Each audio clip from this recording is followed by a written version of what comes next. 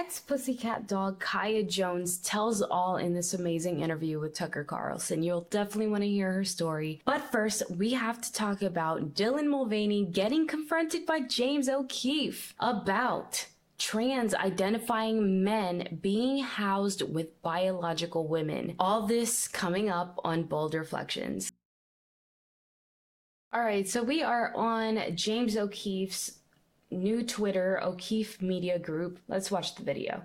So we have men rapists, men murderers, child rapists, men who have killed women and are in prison for raping and killing women who get put in our rooms. James O'Keefe, OMG News here. Have you heard of the Washington State Correctional Center for Women, which has been in the news for its policy to place men who identify as women in the same prison, sometimes even the same cell, as biological women? Imagine coming to your room one day and you're in close custody and you turn around and there's a man standing up peeing in the toilet because you have the bathroom is in your room in CCU. What? There's nothing you can do. What you just heard and what you're about to hear are multiple inmates describing their experiences with transgendered women, formerly known as men, within the women's prison. WCCW has been the tip of the spear with inclusivity in the prison system. To protect the at-risk individuals involved, we've taken steps to conceal the identities of the sources and the inmates. I know there's some having sex with women. There was some, assaulting, but no one reported it. It's normally in institutions you have segregations are always going to apply, no matter what institution that you're at, all across America. But somehow in this institution, they are adapting ways to apply these so-called mandated laws that came out of nowhere to prohibit segregation for certain individuals. Let's just say sex offenders. Usually sex offenders are not in general population. They're always in a population of their own. Some of these men are not confused. They're just manipulating the system, but it's not evil because...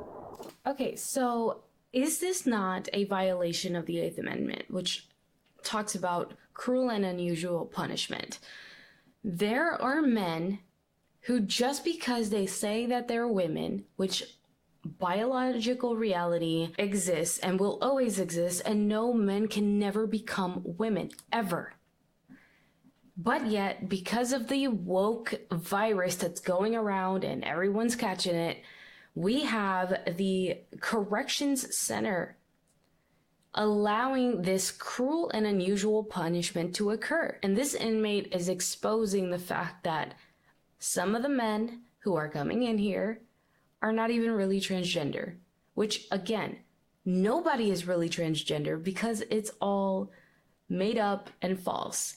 It's a confusion of the mind. The whole premise of transgender nowadays is the fact that you can actually become a woman. So you're actually a woman if you say you are. So you actually would be housed with real biological women.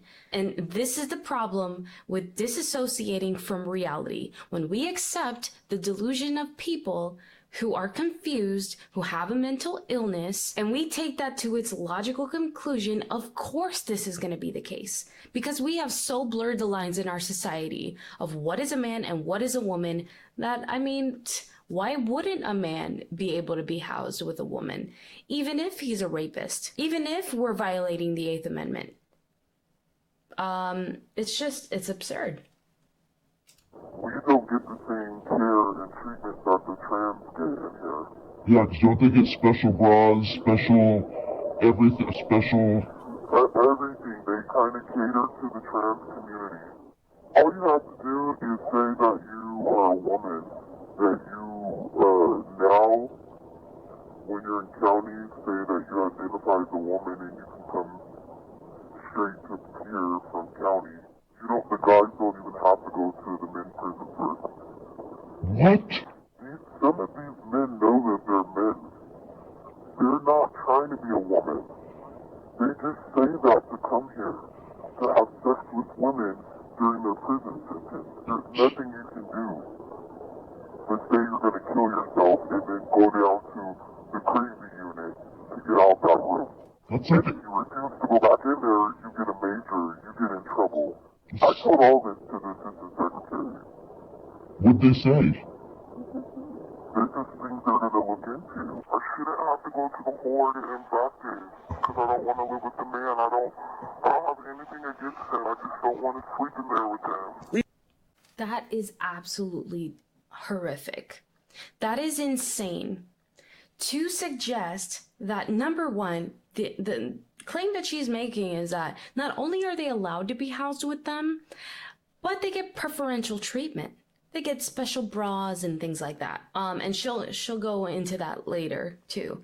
If you say you're going to kill yourself because that's the only way that you can get away from these men who are rapists, who are child rapists, who are murderers, the only way you can get away from them is to say that you're crazy and then you get put in solitary. I don't know how you feel about solitary confinement. I don't even know how I feel about solitary confinement, but that in itself is said to be cruel and unusual punishment. And we're putting women in there because they don't want to be housed with men, not because they have done anything to deserve it. I mean, you can make a case that being in jail, you set yourself up in that way, but even then, I mean, come on. Cruel and unusual punishment. I mean, to me, it fits the bill. We wrestled over the decision to do this story. It was a painful and difficult one, because despite our best efforts, the possibility of retaliation always exists. But the thought of letting this continue and allowing women who are confined to be raped with impunity was unconscionable to us, and the women themselves, knowing the risks, agreed to let their interviews be used. My safety is now in jeopardy because I cannot voice my freedom of speech, but it doesn't apply anymore because now they're implementing this new gender equality role that forces us to conform to what they want us to believe in about the transgender act. I've heard some of these men talk about how they would want to get a girl pregnant so that the girl could form a lawsuit against WCCW and say that he raped her and he's willing to go along with it. He's pretty much the mastermind behind his own scandal. This is what happens when we literally cave to insanity.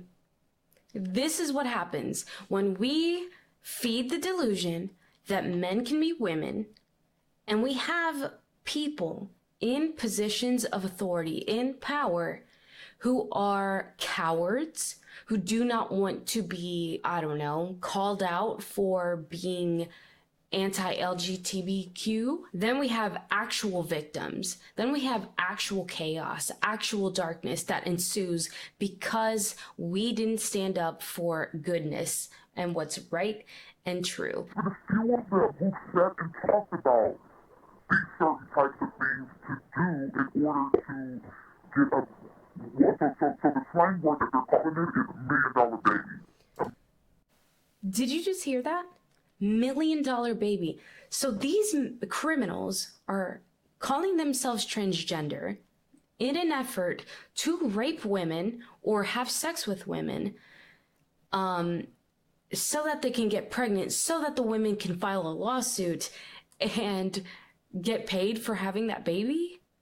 And I don't know how the transgender person would play into that, but whatever. They're, like she said, the mastermind behind their own scandal. That is crazy. That's crazy. $1 million baby play. That's the slang term that they're using. And this is something that you really, really need to raise awareness to. A lot of the men and the women, the men institution are literally coming up with strategies in order to conform to the transgender thing.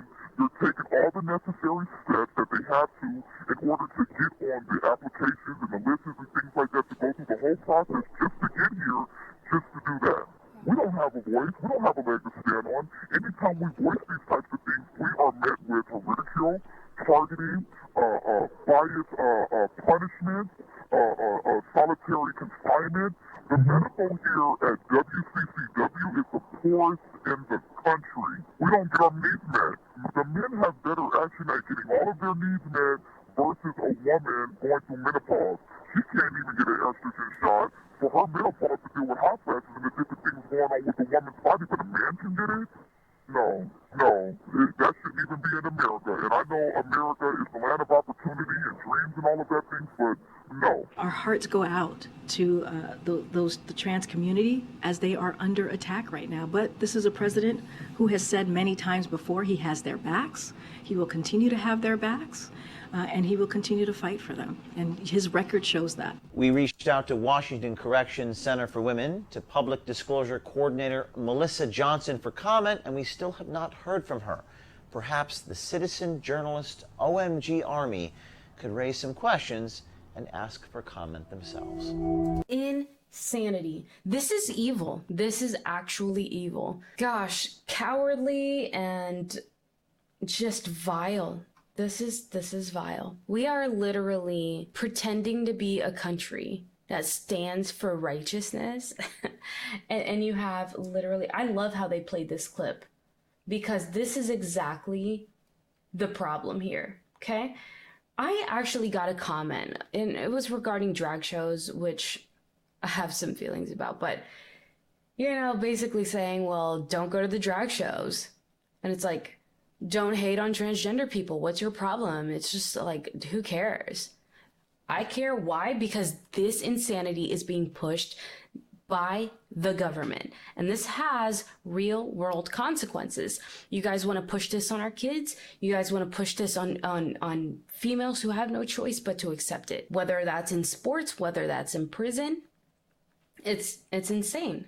It is literally insane. And if you don't know who these two people are, by the way, funny story, these people are White House officials. This is, is it the HHS secretary named Rachel Levine, who is a biological man. I shouldn't even have to say biological. This is a man who thinks that they are a woman, and they are pushing this down the pipeline to everyone else.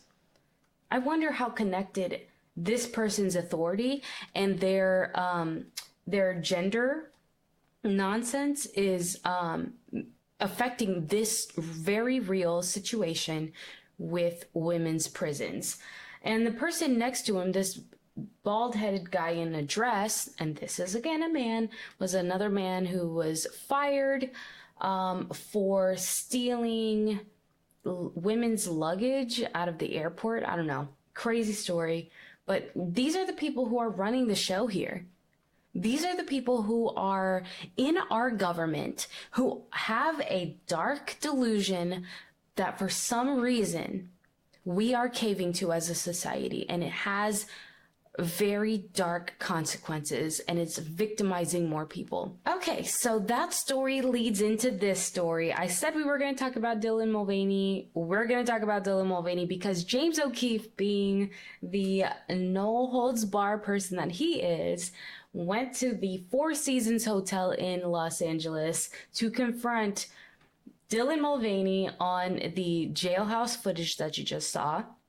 And we're going to see his response. I love how he tagged Bud Light in this, because if you haven't been following that story, most people know by now Bud Light basically endorsed transgenderism by putting Dylan Mulvaney on their beer cans and making him the face of Bud Light, which has caused a lot of controversy and stocks dropping, and it's a lot of fun to watch. So he gets confronted, and we're going to watch that clip here. I'm James O'Keefe with OMG News outside the Four Seasons Hotel in Beverly Hills. Dylan Mulvaney is inside the women's restroom right now, so I'm going to ask him for comment about our story regarding women being raped in prison by men claiming to be transgender. Here we go. And did you guys catch that? He's in a women's restroom. Again, this whole women's bathroom thing, listen, just like I guess it's not quite as bad as the, women inmates story, but actual women who have a right to use the women's restroom and not be exposing themselves to a biological man have to now share a restroom with a biological man because our society is sick and perverted. it's insane. But that's not even the point of the story. So let's keep going. Dylan, this is James O'Keefe, OMG. Women are being raped in a prison in Washington State by men claiming to be transgender. There's footage of them talking about the rape. Do you have a comment on the story here of the women being raped by the men claiming to be transgender? James O'Keefe, OMG News. What do you think about the women who are being raped by the men who are transgender? Do you have a comment about that? Please don't come in the elevator with me. What do you think about, what is your comment to the women who are being raped by men claiming to be transgender, Dylan? So we're here with Dylan here. Haven't had much Bud Light recently, but we're very interested in the women's prison. Dylan? Okay. She did go into she went into the women's restroom. What the hell are you doing? This is a women's bathroom. Trying to show them the footage. We have men rapists who get put in our room. No comment here at the Four Seasons Hotel in Beverly Hills? All right. I wonder where she's going. He's going.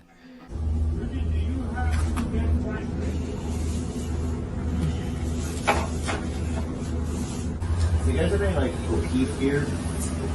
O'Keefe beer?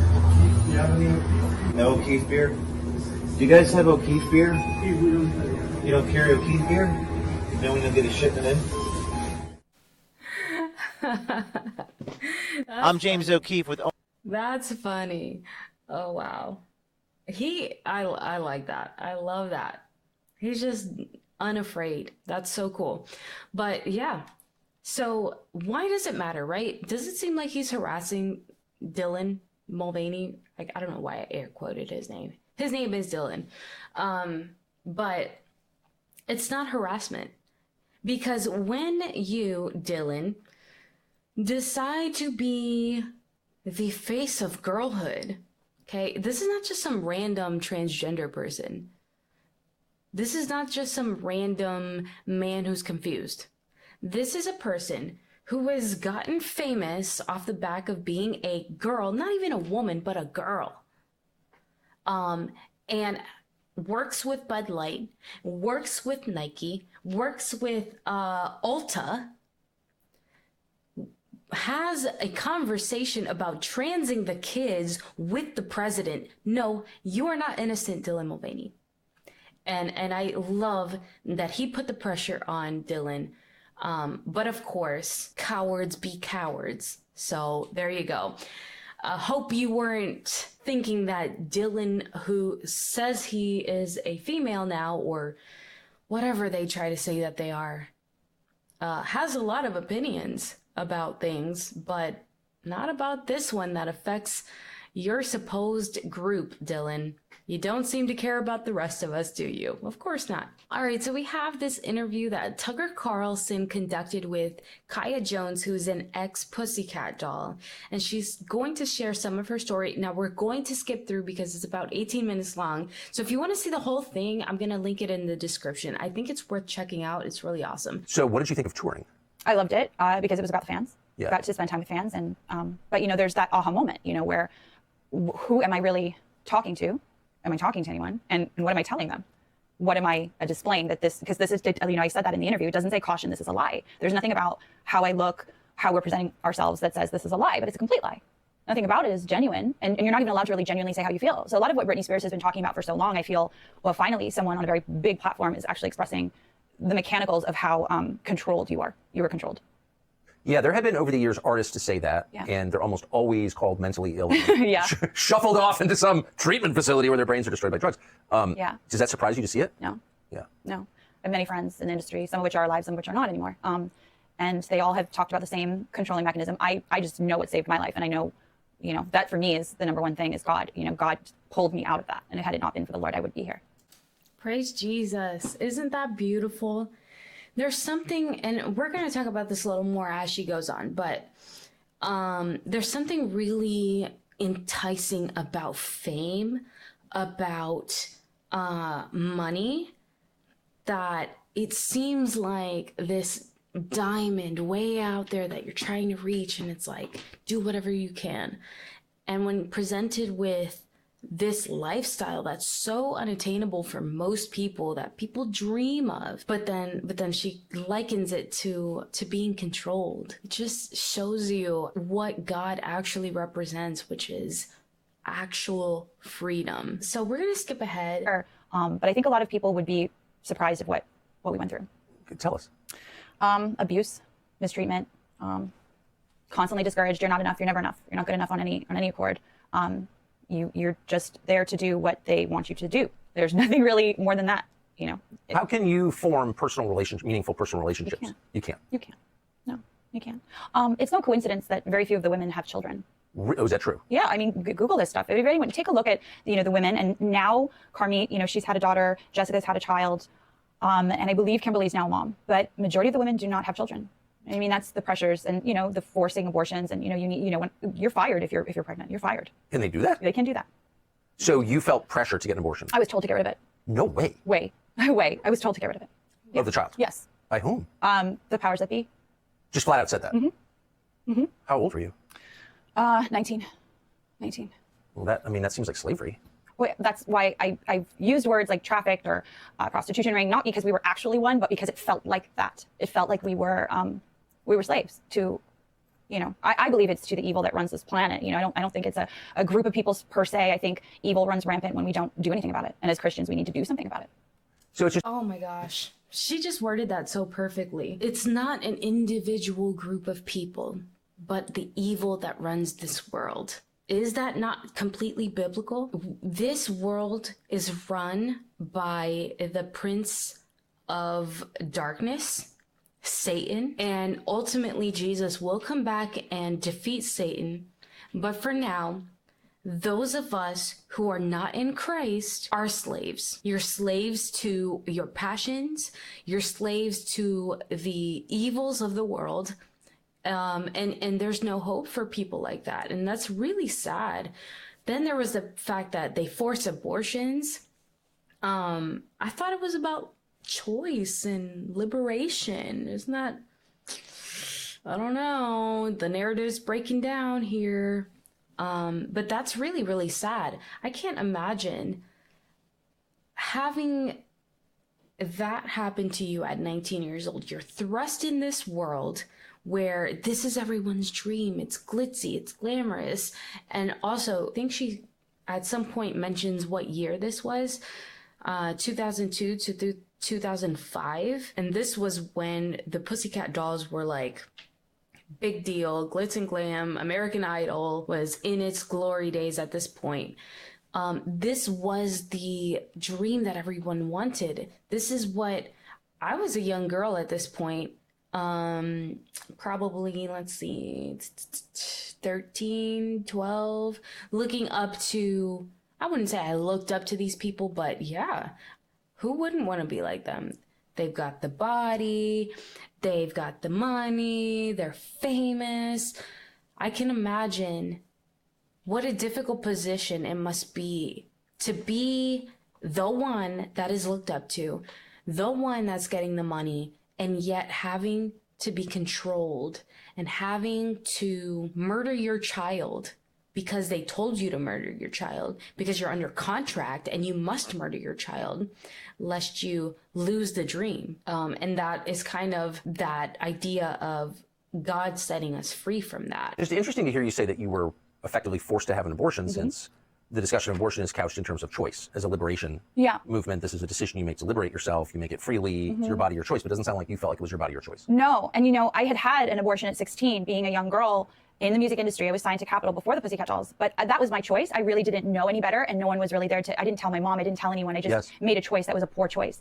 Then now being in the height of this position in my job and really not wanting to lose my job, I was told, oh, yeah, you get rid of it. And so I went and got rid of it in between rehearsal. And I actually was hemorrhaging and very ill at the time that I was still performing. And so that's when, that moment of these two young girls in the front row of our show. We're performing at Divas Live. It's at MGM Grand in Las Vegas. 23 million people are watching on VH1. It's like, it's your dream. Here it is. And I'm in real time still losing my child and being told how fat I am. And like, these are things that you're told because you're not good enough. Again, it's to control you. So you're told like, why does your butt look, it has like pizza sewn on it? You're so fat. You're told these things. So you said that out loud? Oh yeah, no. Yeah, this stuff is said. I know it's hard to believe because people are like, that's horrible. It's like, it was horrible. It was horrible. I get midnight phone calls about what I ate. You're not allowed to eat cheese. You're not allowed to eat certain things. I kept a journal about it because let me just correct you. Say that cheese is life affirming. I think. I love science, cheese. Amen. Just had some for a while. I love cheese, but yeah, it was difficult. It was controlled, and that's the only way I can explain it. It's not something I ever encountered again. I encountered it then. I think a lot had to do with the powers that were running that group. I don't think it has to do with everyone indefinite in the industry, but there is a thread in the industry that certain artists go through this, unfortunately. So this is significant because, like I said, this time era, there was no such thing as body positivity back then. It was very like my generation of adolescents, we felt the pressure to be rail thin. That was normal. That was what was sought after. And it was perpetrated by celebrity culture. That was what we saw. That was who we wanted to be like. We wanted to be thin because that was the standard of beauty. Just thinking about the influence that these celebrities had on body image for young women, but they themselves being perfectly thin, still being told by the people who controlled them that you're fat. What did you eat today? In the middle of the night? Like, that's wild. Not surprising though. So you're standing on stage, you're still hemorrhaging from abortion. Yes. How did you feel about that abortion at the time? Horrible. Oh, you did? Oh, you did? Oh, yeah, no, horrible. Because a murder is taking place in your body.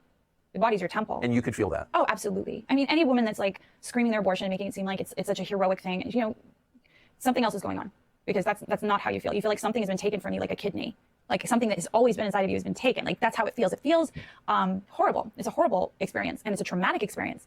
And there are like these two little girls in the front row, and they're going, oh, "Mommy, she's a pussycat doll." And I was coming through the audience, so I'm like staged, Patti LaBelle's singing. I'm about to go on stage with all of my, band members, and these little girls just kind of gave me a shock to my core, out of the mouth of babes, literally. Yes. This is like a hallucinogenic scene you're describing. Oh my gosh, it was still hemorrhaging from your abortion. Yes. Patti LaBelle is singing. Yes. It's tens of millions of people are watching. Yes. And two little girls say this. And two little girls say this. Inside you. And literally, it was like, I can't do this. Like, they think that this is beautiful. Like, they want to be me the way I wanted to be a Spice Girl. Absolutely not. I cannot do this. Like, I have to figure a way out. That was the beginning of, I got to figure a way out. That's wild that they came to on stage while performing. Mm-hmm. It was at the side of the stage because I was about to go up. Yeah. I wonder where those two little girls are now. Truly, because they saved my life. Truly. See, I feel like that is how God works in our lives at times.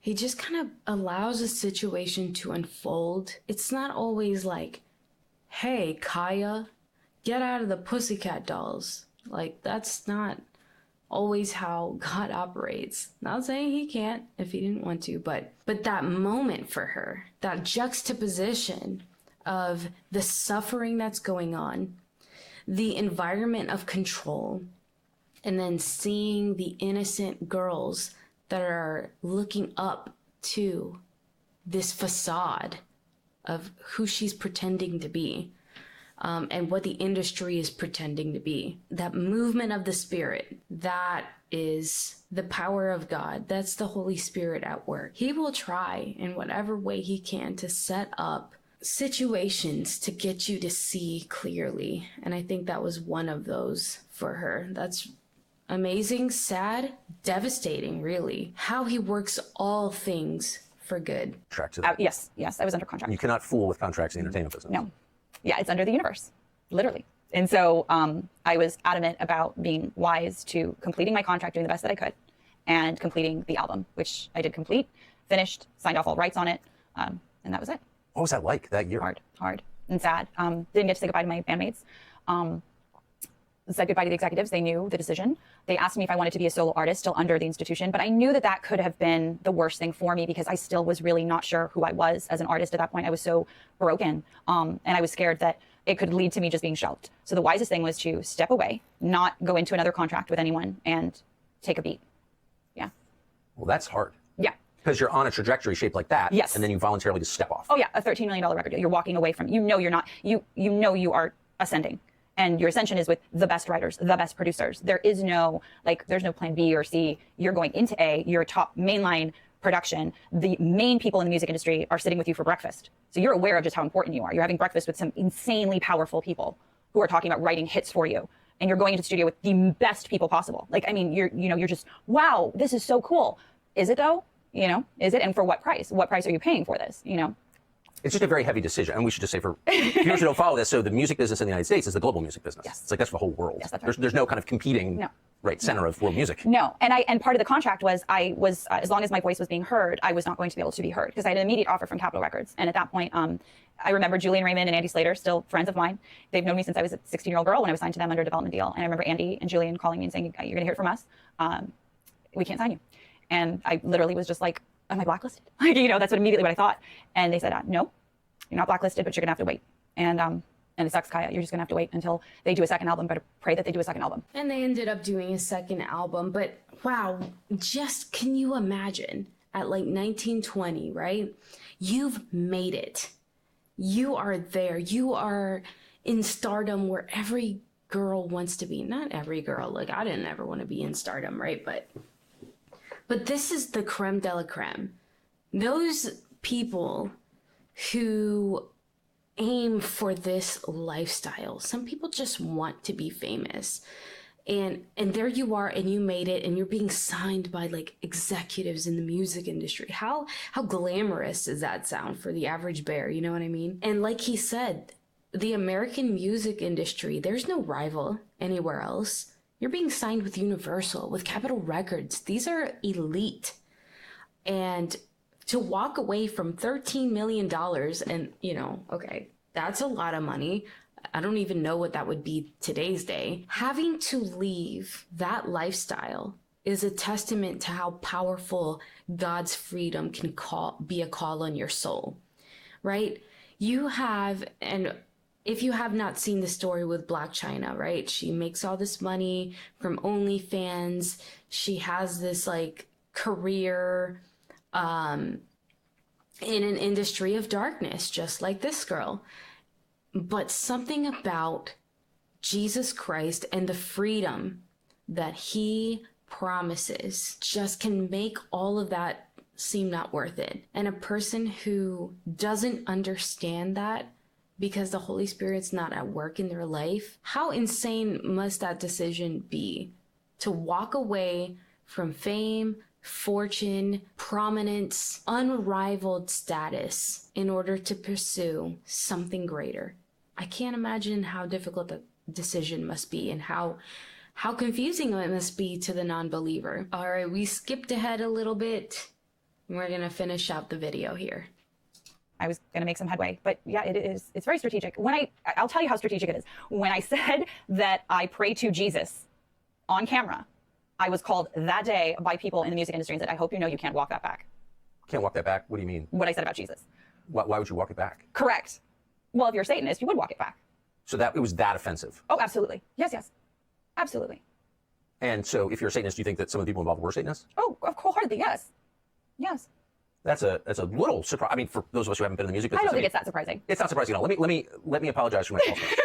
I don't think it's that surprising. I'm so shocked to hear that, Kaya. Really, you're saying this? I'm so sorry. It's really not that shocking. I pride myself in my let's just honesty. be honest. I think let's just call a spade a spade. I think. Amen, baby. I'm with you 100%. I feel like we're especially as believers, we're like, okay, we cannot be agents for Satan. We can't speak about things, but we're supposed to, because the thing is that they've already picked a side, and they're very bold about their side. Amen. That was awesome. That was awesome. I love how that interview ended. I love that. His false modesty, but he knew. And then he admits that he had the false modesty. I love it. But it's interesting because of the time. Right now, we see there's something about fame where you got to keep doing more, and you got to be more dark and more outrageous and more this and that to be prominent. If we rewind the tape to the era that she was performing in, I suppose it wasn't as evident then. Maybe it was to a degree, but at least in my generation, right? Did we know that how satanic that industry was? The ideals that they're pushing, what's going on behind the scenes? Did we know? We can look now and see people like Sam Smith and see people like, I'm going to say this, Beyonce, and see the blatant darkness, the blatant idol worship. There's no question now. So it's just interesting to really, even back then, like I said, this was the early 2000s. It was a different time. It's only gotten darker. And it makes me think God uses these kinds of things. He allows these situations and these institutions to become so dark because I think that God allows evil so that people can not deny it anymore. Like, it is objectively dark what we are seeing today. The industry is allowed to be this dark so that the regular person can see it and not deny it. Because if evil exists, then that means good exists. And if good exists, that means God exists. Why? Because that is what we mean by good. God's nature is the definition of good, is the source of joy, is the source of goodness. And the antithesis is the absence of good. It is evil. And the more depravity and the more evil we see, the more we can't deny that it exists. And so therefore, there has to be an opposite to that. It's all just our own definitions. It's all, we set the standard of this is right, but this is wrong. This is good, this is bad. It's all a matter of opinion if God doesn't exist. So the presence of evil suggests that there is a moral standard that we all recognize that's written on the law of our hearts by God, and therefore we can't deny God's nature, God's goodness. So it's funny how he literally works all things out for good. All right, guys. So if you did not catch my reaction to Mike Todd's Easter blasphemy, what they are calling demonic, check that out right here. And thank you so much for tuning into this episode. Make sure you like, comment, and subscribe. It really does help the channel grow. And as always, God bless.